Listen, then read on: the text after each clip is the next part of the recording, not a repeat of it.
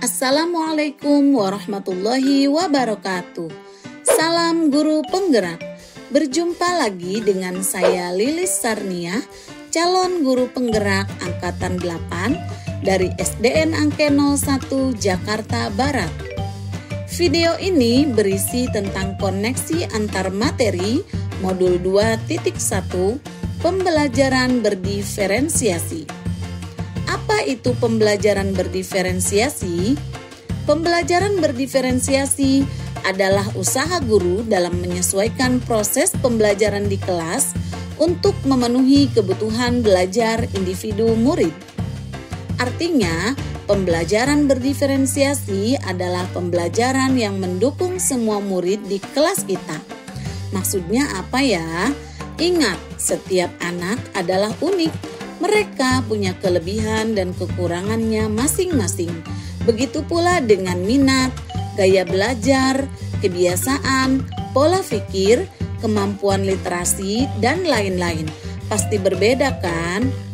Nah, disinilah diperlukan usaha guru untuk dapat memenuhi kebutuhan belajar murid yang berbeda-beda agar mereka merasa nyaman saat belajar di kelas dan tentunya tujuan pembelajaran dapat tercapai. Lalu, bagaimana ya cara untuk dapat melakukan pembelajaran berdiferensiasi di kelas? Agar dapat melakukan pembelajaran berdiferensiasi, guru harus memahami tujuan pembelajaran terlebih dahulu. Selanjutnya, mengetahui dan merespon kebutuhan murid, menciptakan lingkungan belajar yang mengundang murid untuk belajar, melakukan manajemen kelas yang efektif, dan lakukan penilaian berkelanjutan. Berkaitan dengan kebutuhan belajar murid, guru harus memenuhi 3 aspek berikut ini. Yang pertama, kesiapan belajar atau readiness. Yang kedua, minat murid.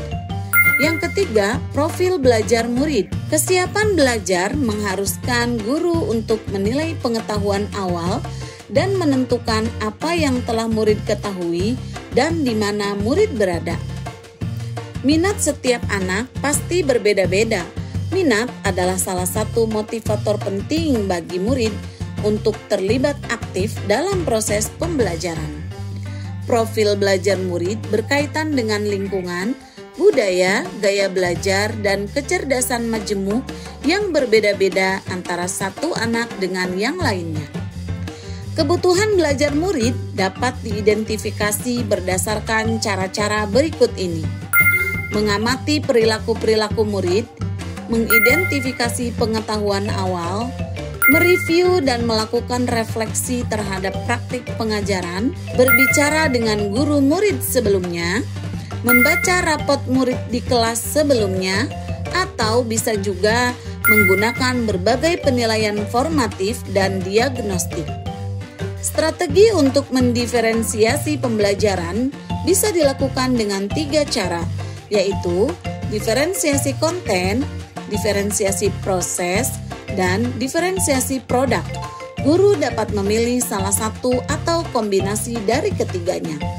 Diferensiasi konten berkaitan dengan apa yang kita ajarkan seperti materi, konsep, atau keterampilan yang perlu dipelajari berdasarkan kurikulum. Mendiferensiasi konten bisa dilakukan dengan membedakan pengorganisasian atau format penyampaiannya, bukan mengubah atau menurunkan standar kurikulumnya ya.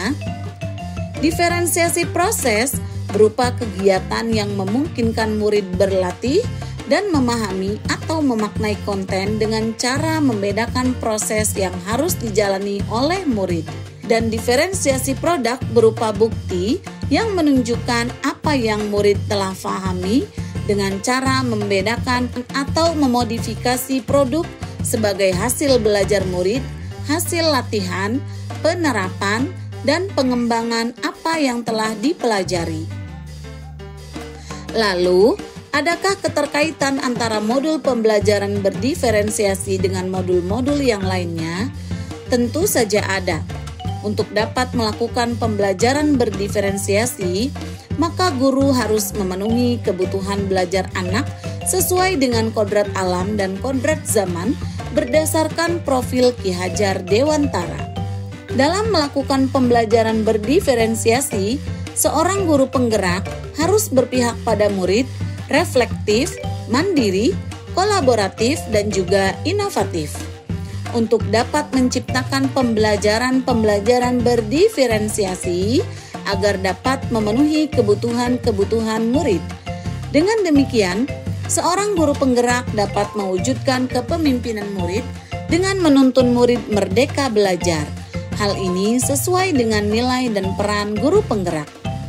Selanjutnya, pembelajaran berdiferensiasi pun dapat menjadi salah satu strategi untuk mewujudkan visi guru penggerak yang berpihak pada murid. Dan dalam pelaksanaan pembelajaran berdiferensiasi, antara guru dan murid harus ada kesepakatan kelas terlebih dahulu agar proses pembelajaran dapat berjalan dengan baik sesuai dengan nilai-nilai budaya positif. Demikianlah pemaparan koneksi antar materi modul 2.1. Terima kasih, salam guru penggerak. Wassalamualaikum warahmatullahi wabarakatuh.